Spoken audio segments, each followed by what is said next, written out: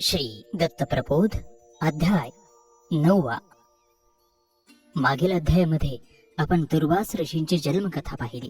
आता या अध्यायामध्ये श्री दत्त जन्मकथा आपण पाहणार आहोत. अध्यायाला सुरुवात करूया. दुर्वास नामक बालक अत्रेमुनींच्या आश्रमात मोठ्या गोड कौतुकानं दिवस मासाने वाढत होता आणि अत्रेमुनींना व अनसूया मातेला आपल्या नाना लीलांनी आनंदित करत होता. आसपासचे ऋषीजन आणि ऋषीपत्नीही त्याच्या लीलांनी प्रमोदित होत होत्या. त्याला खेळवल्याशिवाय, त्याचा पापा घेतल्याशिवाय त्यांना चैन पडत नव्हतं. बालक म्हणजे संसाराचा आनंद, संसाराचं सुख, कुलाला कुलदीपक आणि जीवनाचं सार्थक. लहान मुलाविना संसार म्हणजे सगळं निरर्थक. लहानग्याच्या अस्तित्वानं सगळा संसारच कसा फुलल्यासारखा वाटतो. पदरी कुलदीपक निपजण्यासाठी पुण्य असावं लागतं आणि दोन्ही तपस्वी व्रतस्थानचं पुण्य फळाला येऊन दुर्वासांचा जन्म झाला होता. रोज तिन्ही सांज झाली की अनसूया दुर्वासांची दृष्ट काढत असे आणि त्याच्या मस्तकी चरण रज लावित असे. पतीची सेवा आणि बाळाचं लालन पालन करण्यात त्या पतिव्रतेचा सगळा दिवस जात असे. आपल्या संसारात रममान होत असताना तिला नारद मुनींची ही आठवण होत असे. त्यांच्या शब्दांमुळेच तर तिन्ही देवांनी तिला मातृत्वाचं वरदान दिलं होतं आणि तिच्या संसारात नंदनवन फुलवलं होतं. दुर्वास मोठा होत असतानाच अनसूयेला श्यामसुंदर रमा माधवाच्या शब्दांची राहून राहून आठवण होत होती. त्यांनीही तिला शब्द दिला होता की हे माते, त्रिगुणात्मक रूपात तुझ्या पोटी मी जन्म घेईन. श्री शंकरांनी आपल्या वचनाची पूर्ती केली होती, पण अजून 2 वर फलद्रूप झाले नव्हते. त्या तेजस कांती मनोहर स्वरूपी श्री विष्णूंच्या रूपाच्या ध्यासानं अनसूया बेचैन झाली होती, आसुसली होती. रमापतीनेही तिचा अनन्य भाव, तीव्र श्रद्धा जाणली होती आणि त्रिगुणात्मक स्वरूपात अनसूया पोटी जन्म घेण्याचं प्रस्थान ठेवलं होतं. साक्षात वैकुंठ रमण रमापती जन्म घेणार म्हणजे साऱ्या जगताचा उद्धार होणार, समस्त व्यथा भवतापांचा निराश होणार, जन्म मरणाची फरफड संपणार, आधिव्याधींची कटकट मिटणार आणि सकल कामनांची परिपूर्ती होणार. जो जे वांछेल ते त्याला लावणार, आरोग्याचं साम्राज्य होणार, सर्वत्र सुखाचं साम्राज्य पसरणार.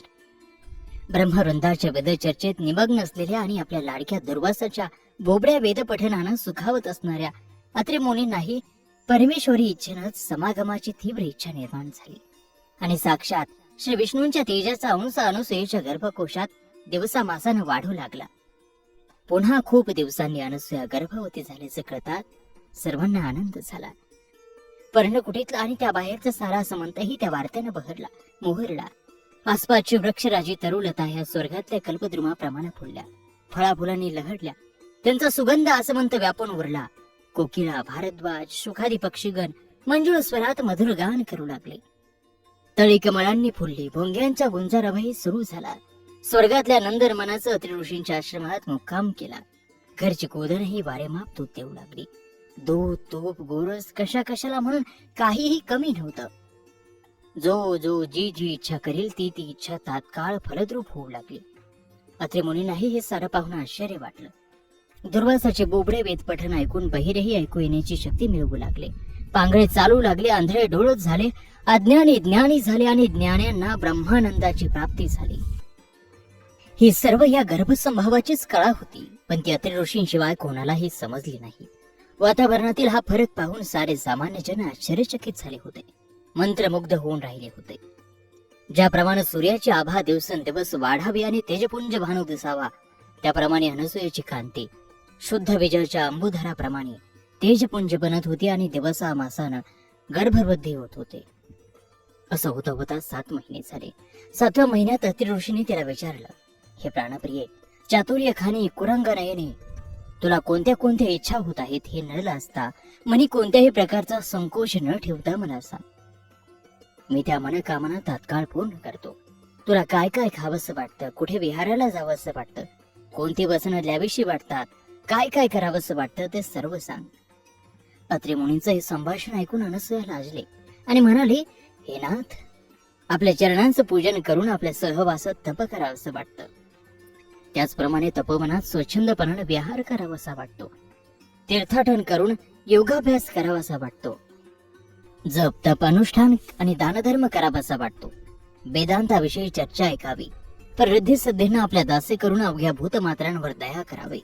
उदंड भाग्याचे त्यांना धनी करावे नानाविध प्रकारचं सुरस आणि सुग्रास भोजन करावं आणि इतरांनाही खाऊ घालावं असं राहून राहून वाटतं आहे. आणि या वैराग्याची ओढही अनिवार्य होत आहे. हे गर्भोद्गार ऐकून त्या ब्रह्मकुमार अत्रींना अतिशय आनंद झाला आणि ते म्हणाले, खरोखरच जगाच्या उद्धारासाठी प्रत्यक्ष परमात्मा आपल्या घरी राजयोग्याच्या रूपात अवतरणार आहे. मग एक सुदिन पाहून त्यांनी आपल्या कुलातील सर्व ज्येष्ठ श्रेष्ठ ऋषींना आणि ऋषीपत्नींना घरी भोजनाप्रित्यर्थ बोलावलं. अतिशय सुग्रास आणि पंचपक्वान्न रांधले. ऋषीपत्नीने जे जे हवं होतं ते अनसूयेला आग्रहाने आणि कौतुकाने खाऊ घातलं. त्यानंतर तिला मध्ये बसवून तलंब वस्त्र, श्रीफळ आणि 5 फळांनी तिची ओटी भरली. अनसूयेनेही आपल्या हातांनी त्या सुवासिनींना हळद कुंकू, कर्पूर, चंदन आणि फळांचा मेवा अर्पण केला. त्यांनाही सुखवलं, संतोषवलं आणि सर्व सुवासिनींचे आशीर्वाद घेऊन त्यांना बोलावलं. 8व्या महिन्यातही अशी इच्छा भोजन चालली होती. तेव्हाच तेथे माऊलीला नारद मुनी दिसले आणि तिच्या आनंदाला पारावार उरला नाही. तिनं आपल्या लहानग्या दुर्वासाला नारद मुनींच्या पायावर घातलं. नारदाने विचारलं, हा कोणाचा कुमार? आपल्याच तर कृपेने देवाधिदेव शंकरांनी हा प्रसाद दिला, अनसूयेने सांगितलं. त्याला आशीर्वाद देऊन नारदाने अनसूयेकडे दृष्टी टाकली आणि तिचं ते तेज पाहून त्यांनी ओळखलं, हिच्या पोटी तर त्रिगुणात्मक ब्रह्मांड नायक जन्म घेणार आहे आणि आपल्या अवतारानं विश्वाचा शांतमन करणार आहे.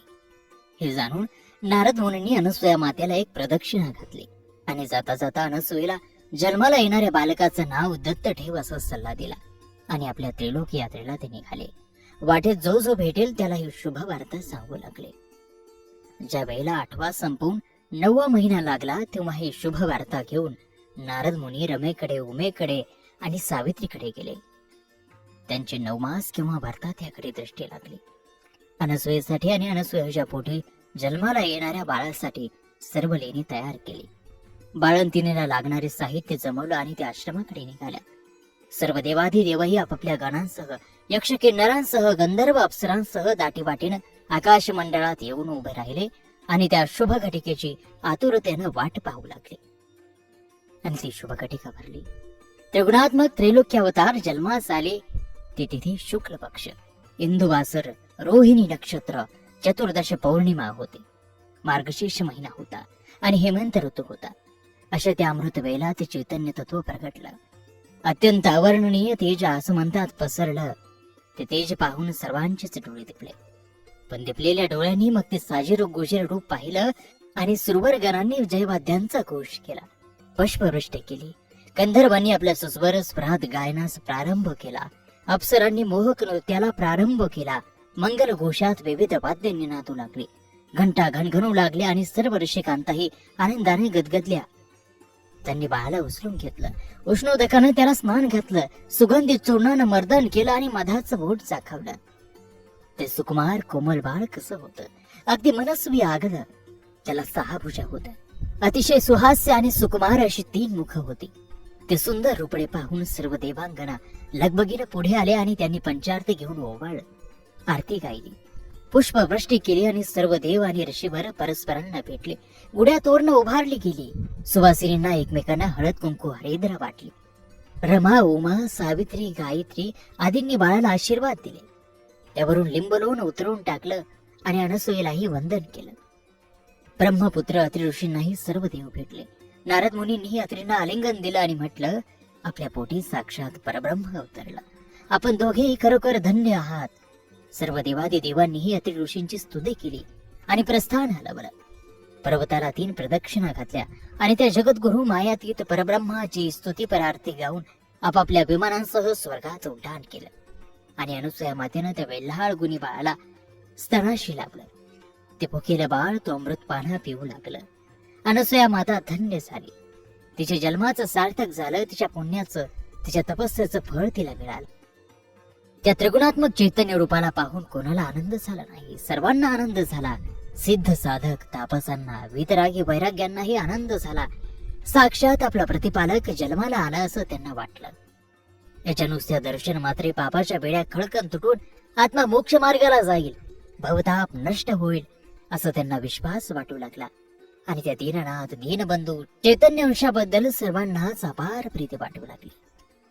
आणि अशा प्रकारे गोड असा हा दत्त कथेचा श्री दत्त प्रबोध ग्रंथातील नारद पुराण संबत अध्याय 9 समाप्त होत आहे.